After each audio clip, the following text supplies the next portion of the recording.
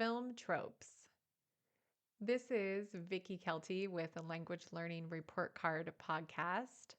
I teach English online, mostly focused on speaking, and I'm going to be speaking about film tropes today, and hopefully it will get you speaking about them too. So I'm going to share different tropes that I think of for movies. There's so many. So I just chose one for each type of movie that I had talked about previously. And when I say previously, in other listenings. And I thought of an example of a movie for each of the tropes. So maybe you can do the same. Maybe you'll be inspired. I hope so. The first movie that I want to share is When Harry Met Sally. I actually just watched this over the holidays and not for the first time. And I just loved being reminded of that adorable friends to lovers storyline. Such a classic romance rom-com style. So Harry meets Sally, hence the name of the movie. They start out with an unlikely friendship, going on a road trip. And well, really, they don't even become friends from the road trip, but they meet on a couple different occasions and eventually become friends. And to completely spoil it for you, well, the trope is friends to lovers. So you can imagine how it ends. Happily ever after? I don't know. I guess you'll have to watch. The next type of movie that I don't watch a ton of are action movies, but this particular action movie was awesome because it had a bit of a love story mixed in with the action and it had comedy. So it just had a little bit of everything for me. But the storyline of it being a treasure hunt is such a great trope, in my opinion. And I highly recommend it. It's called Lost City and it stars Sandra Bullock and Channing Tatum. And it has quite a few other appearances of big named actors. So big name. Yeah. Big name actors. So take a look if you want that kind of fish out of water meets comedy. You'll enjoy it. The spin that they have on Sandra Bullock just being completely out of her element going on this treasure hunt. I think she's a romance author, and Channing Tatum is the cover of her book. Like he's the male model on the cover of her book, if I remember correctly. I would definitely watch this one again because it was so funny. Next up is not one of my favorite movie genres, sci-fi. But I did actually watch a movie with my dad since he loves sci-fi that involved a really, I don't want to say fun, but maybe relevant trope, rogue AI. So if you want to watch a sci-fi movie with a rogue AI element, then check out Atlas that stars J-Lo. And I don't remember who else was in it. I don't know if the AI has an actor behind it or not. Probably not, I ask. So Jennifer Lopez for sure, though. So if you want to see Jennifer Lopez in her sci-fi element, check that one out. I have little else to say on that one. Next up is a genre that I do love, the thriller genre, and one that I saw recently because was it last year? Yeah, last year when Demi Moore was up for an Oscar for it was such a like gory movie, Substance. And on TV, they were showing just a bunch of Demi Moore movies. And so one of them was called Mr. Brooks, starring, of course, Demi Moore and Kevin Costner. And there was another actor, oh, I can't think of his name, who was also a main role. It was not what I expected. It was the trope was this cat and mouse game. And I think that that's such a classic for thrillers to have that element.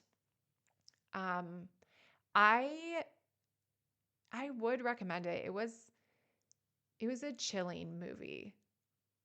So if you like that sort of thing, I don't want to go into too many details. So, yeah, maybe check out the plot and see if it interests you and give it a look. Mr. Brooks is what it was called. Next up, we have the big dreamer who gets a big break, and that is best shown in the movie's Center Stage. Loved that a when I was a teen. I guess that's more of a dance movie than a musical, but it does have music in it. If I want full on musical, I would say Chicago. It could be good for that big dreamer, like with Renee Zellweger and Catherine Zeta Jones, um, Richard Gere, Queen Latifah. There's so many big names in that movie, and lots of big dreamers, that's for sure. Definitely recommend Chicago. Can't recommend it enough. Moving right along, we have the unlikely friendships, which I immediately thought of a movie I watched when I was little that made me cry, The Fox and the Hound. Such a cute movie. But maybe you're more familiar with Toy Story and the relationship between Woody and Buzz, a very unlikely friendship, super adorable. And a lot of animated movies, a lot of movies in general have that unlikely friendship. You could even say When Harry Met Sally was one of the unlikely friendship tropes. They're everywhere. Continuing with fantasy, we have the hidden realm trope. And I think that is really well represented in Labyrinth, starring Jennifer Connelly, has the amazing performance from David Bowie. And does that count as a musical then? Can we put it as a musical as well? But yeah, Labyrinth was such a fun mix of fantasy and reality. I I really liked that movie and I would watch that again. And I have watched it many times. Have you? If you haven't, check it out. I think you would like it. And this is from somebody who doesn't really watch fantasy movies, or at least I always say I don't, but then I think of some movies that I've seen. Um, there's one that I can't think of the name of right now with Tom Cruise from back in the day, and I know there's a unicorn in it, or The Never Ending Story. I mean, that if that isn't a hidden realm, I don't know what is. Then we have our dramas. And what is better in a drama than family secrets?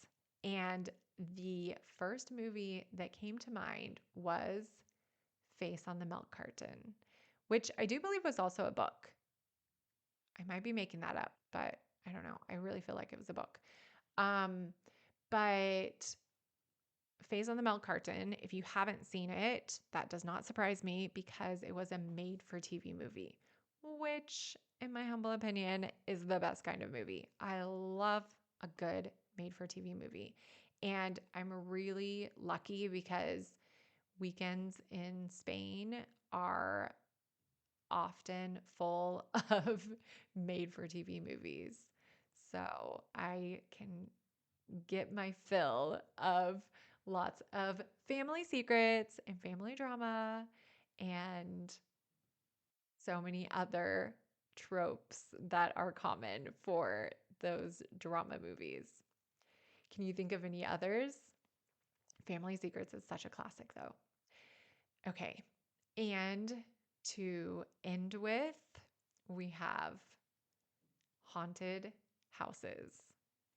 So the first thing that I thought of was The Haunting, starring Catherine Zeta-Jones, and I can't remember who else was in it. But you might say, Vicky, that is not even scary. Come on. So I will take it up a level, take it up a notch to Insidious. How about that? Scary enough for you? It was scary enough for me. It starts with a haunted house or a potential haunted house, I guess I should say, and moves on from there. So the haunted house element is in it. But that is not one that I will be rewatching.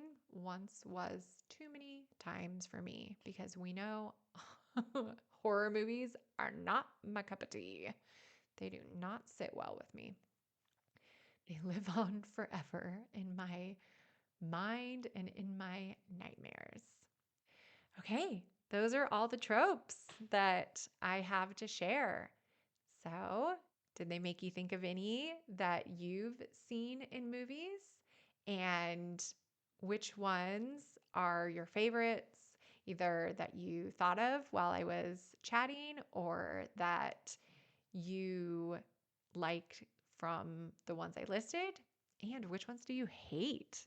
That you're like, ugh, can we stop with these already? Be sure to let me know. And remember, you can find more listening practice at vickykelty.com. That's all for me. Bye bye now.